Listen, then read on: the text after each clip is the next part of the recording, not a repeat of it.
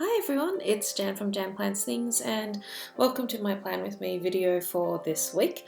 I am doing a continuation of the Cardcaptor Sakura theme, and this week I'm doing a kind of like a table layout, mainly because I wanted to have a few shots at doing different banner designs, because I figure that a lot of my spreads might be a little bit complicated if you're following along, but I thought I could come up with a few different banners to show what you could use in your spread yourselves, and also kind of like just fill up the page in a little bit of a different way and give it a little bit of variation.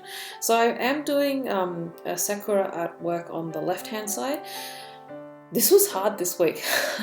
I think mainly because I don't have as much control still as normal. I kept on screwing up her eyes, and I did the best as I could to fix it up, and you guys probably honestly wouldn't have noticed if I didn't point it out, but the thing is, you are always your own your biggest critic, so that's that's on me. But yeah, so I have her holding a whole bunch of stars.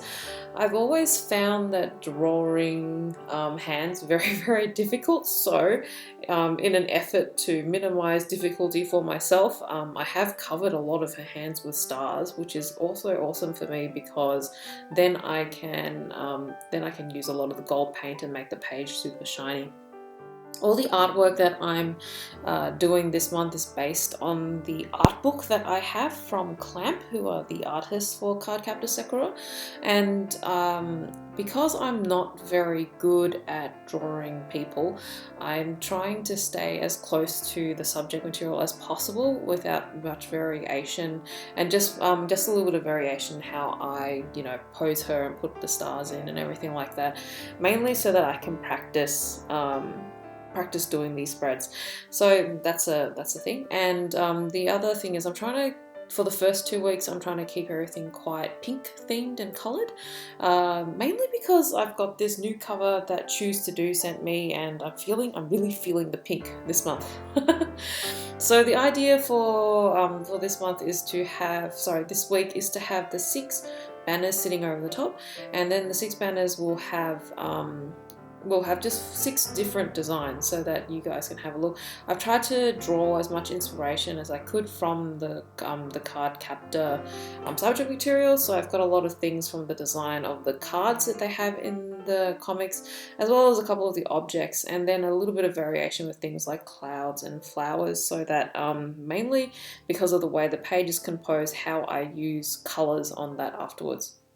I've outlined everything in a 0.1 Sakura Micron first, and now what I'm doing is I'm outlining everything with a 0.8, and I'm not outlining every single line, just the lines that are touching white space, as in like the space that is outside of the picture. It kind of adds a bold look to the image. I've done it before in a lot of my other artworks. It's actually something that I noticed when I was watching Tsubasa Reservoir Chronicles, which also features a lot of the Sakura characters in it. And I've noticed the artwork that Clamp did then, they always did a really strong black line around it. And since I think I was like 16 at the time, since then I've kind of adopted that look. Mainly because I find, especially in a bullet journal, it just makes the page pop a lot more.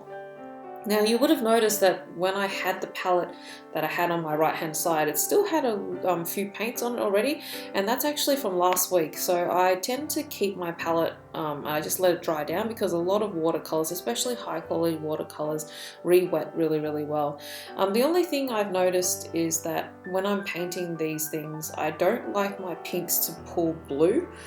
So a lot of the pinks that I buy, like the Quinacridone magentas and everything, the magenta itself pulls quite blue, and I want the pinks to be warmer because I think it complements gold a lot nicer. And in order to do that, I mix a little bit of Quinacridone gold into the pink to get that kind of like a more blush pink instead of a blue tone pink. And that undertone, I think, really helps it match firstly with my covers, and also just give a little bit of warmth to match the gold and pink theme that I have going on my pages at the moment. I find that most of the colors that I have, I do try and mix a little bit of yellow in it, because I just find it just a little bit warmer.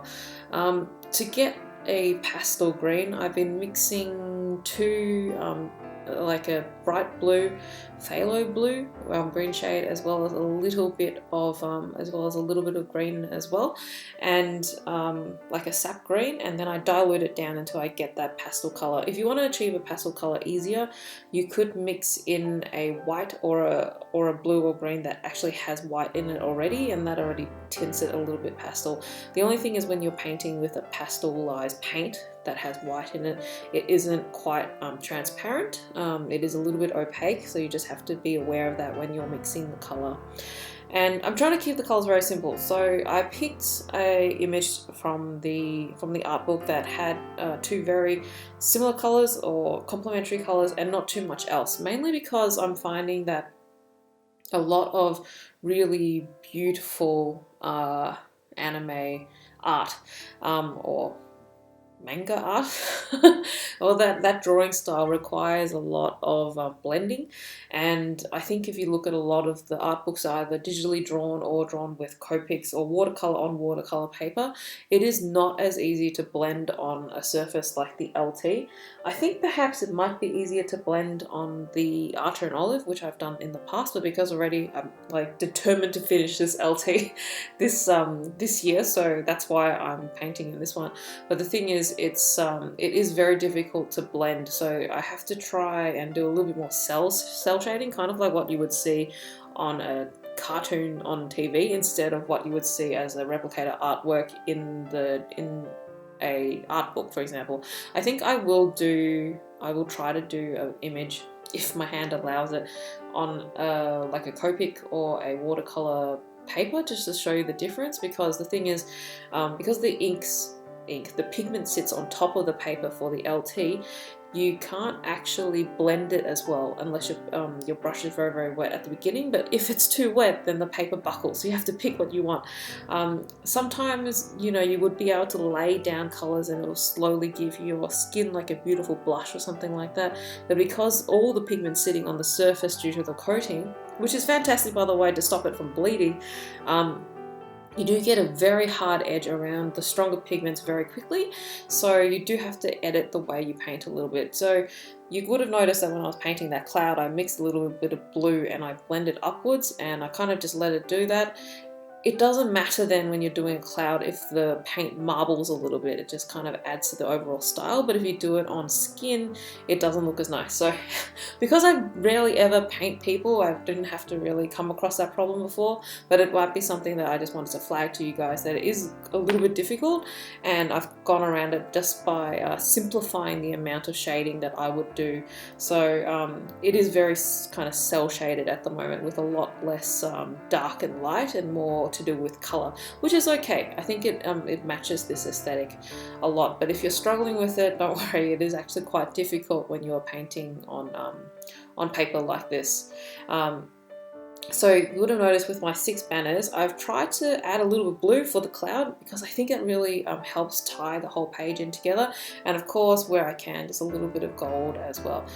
This week I've added a calendar to the left hand side because I'm doing a lot of appointments and bookings at the moment, so I've always been, I keep on having to open Outlook and referring to the calendar, so I thought it would be much handy to have that in there.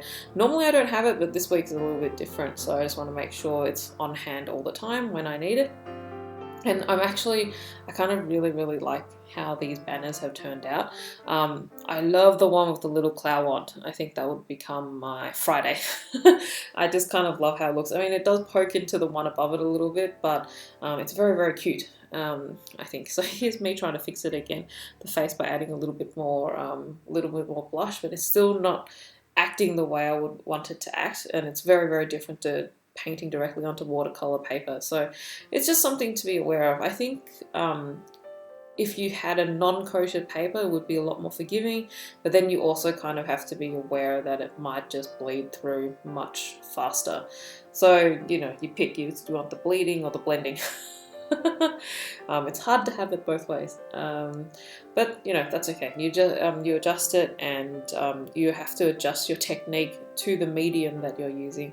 I'm using the white Sakura 08 jelly roll at the moment, just to add a little bit of white highlights. I find that works very well on the on watercolor, it makes it really pop.